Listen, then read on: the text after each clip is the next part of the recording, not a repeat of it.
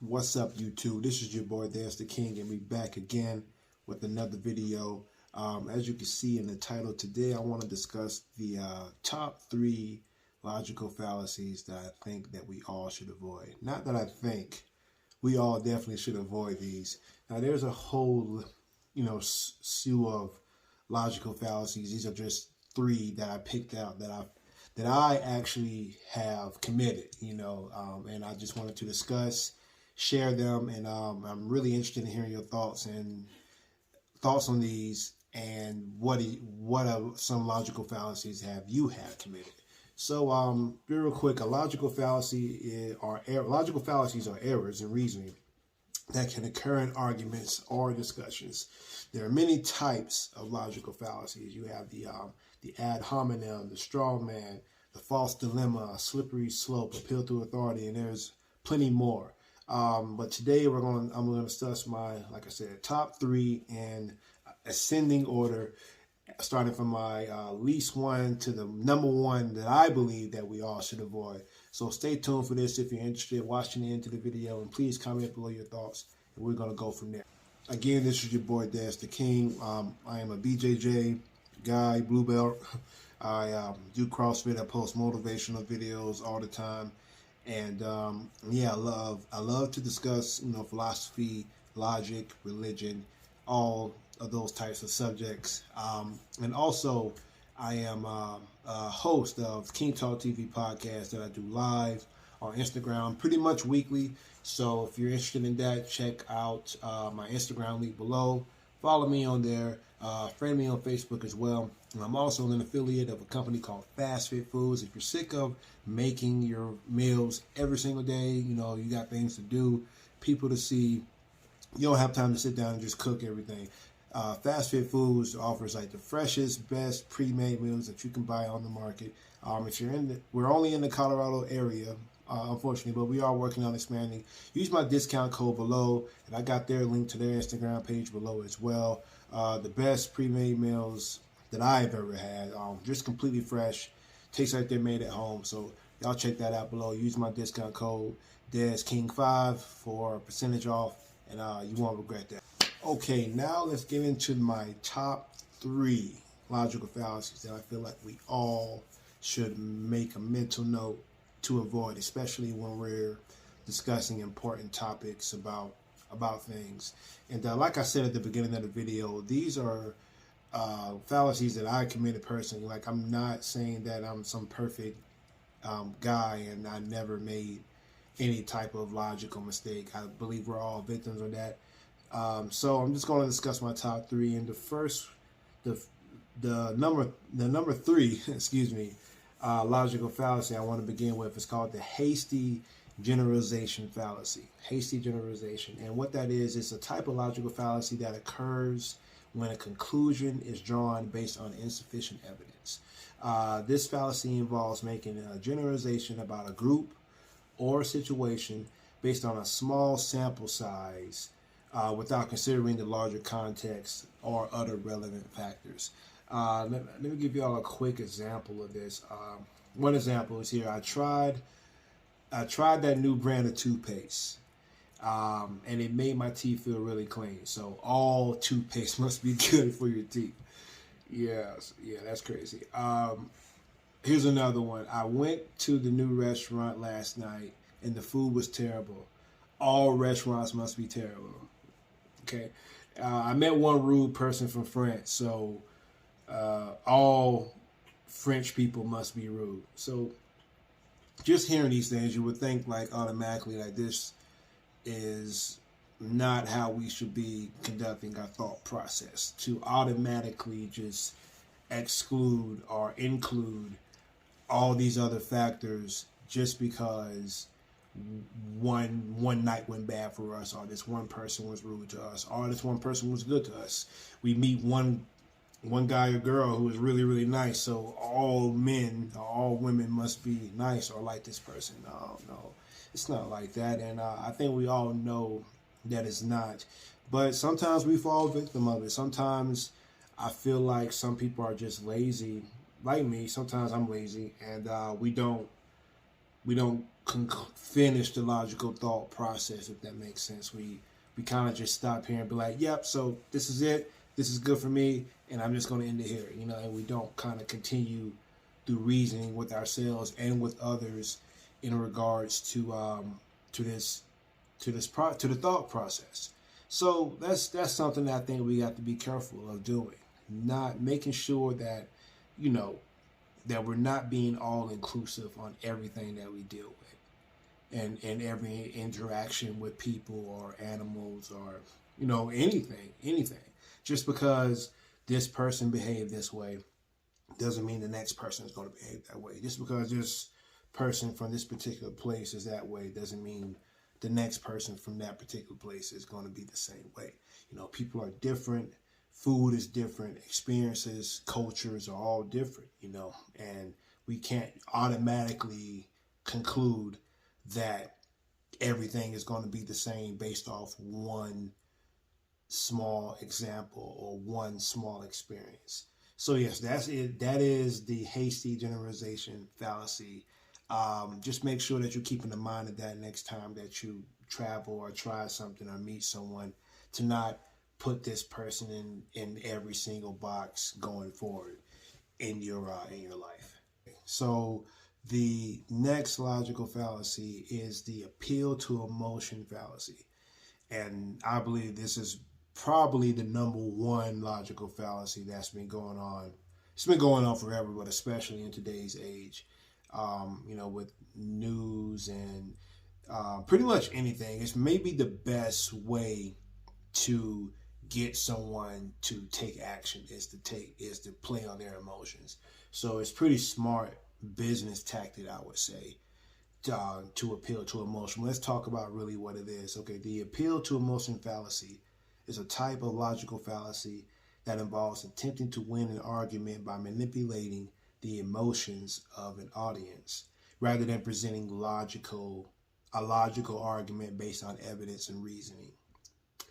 This fallacy is often used to appeal to audiences' fears, prejudices, or desires in order to influence their decisions or opinions. So yeah, you should probably already know this tactic, and I think we probably all fell a victim of this, or maybe even used it to try to get something that we want. Playing on emotion is, I can think of an example right now. You ever watching TV and you see the homeless children, or you see the man, I can't remember what you call it. Oh yeah, the animals, like the animal shelter. And I'm not saying that these animals don't need help. I'm not saying that they don't need assistance or the children don't need food or whatever. But when you pay attention to the commercial, they have the music playing in the background, the soft sad music, and then they'll have a still shot on a dog's face or a little girl's face, and it's really sad, and that is intentional because it plays on your emotions, and you see that, and you're like, oh man, it makes you just want to just donate, you know what I mean? But and I'm not saying that that the children don't need help or these animals don't need help, but the way that commercial is structured is to play on your emotions to get you to do that. On the flip side, you don't know where your money's going when you do donate to those things, but hey, that's a whole nother story. The bottom line is that they're playing on your emotions to get you to take action to donate to their organization.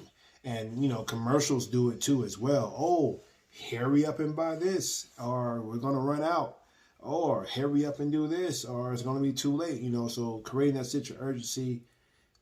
Well, creating a sense of urgency may not be analogous to playing on your emotions, but then I guess it could be.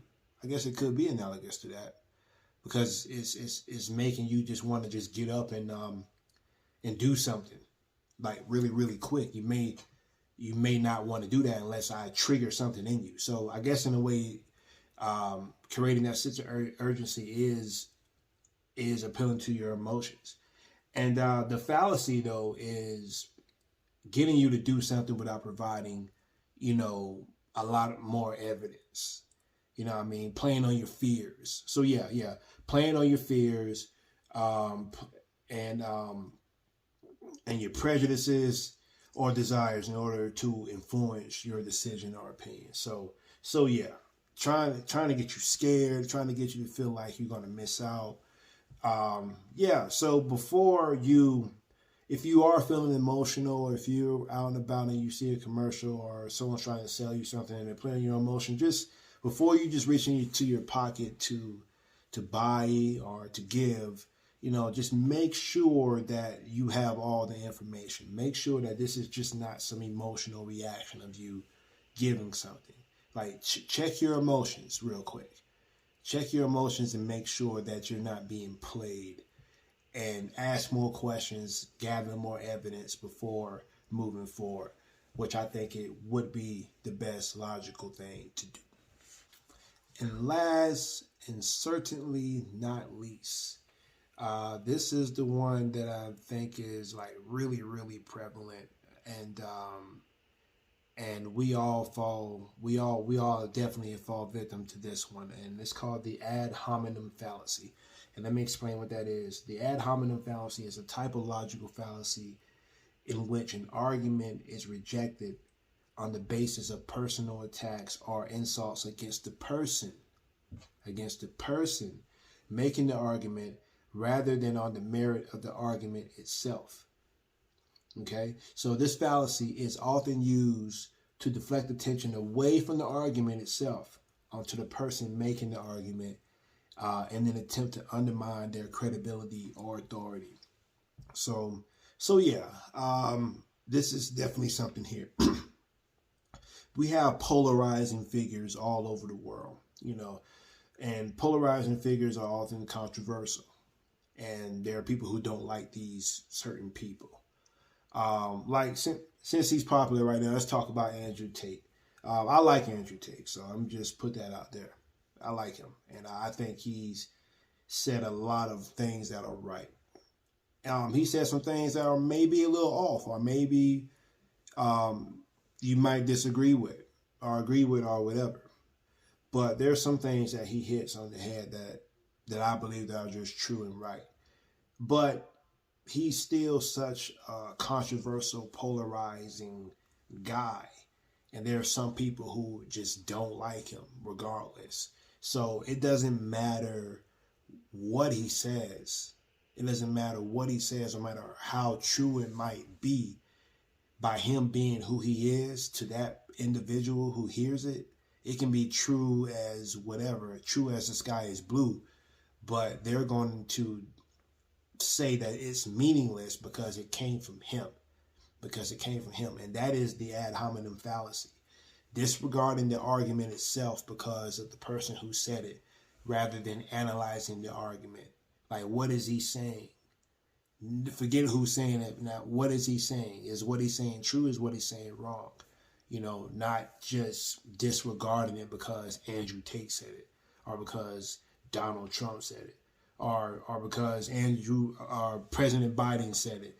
What is their argument exactly? Not who said it, but what is the argument itself? We need to analyze what is being said and then go for there, not just automatically disregard the statement because of the individual who made that statement.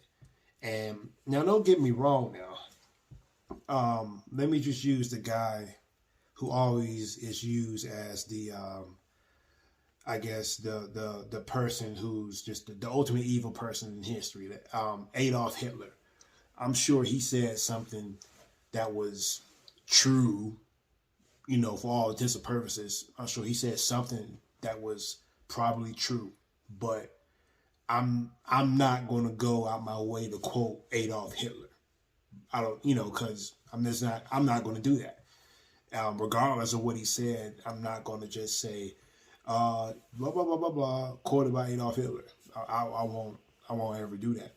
And I don't know if that's analogous to this fallacy. I mean, either way, I won't go and just quote Adolf Hitler regardless of what he says, because that just is what it is.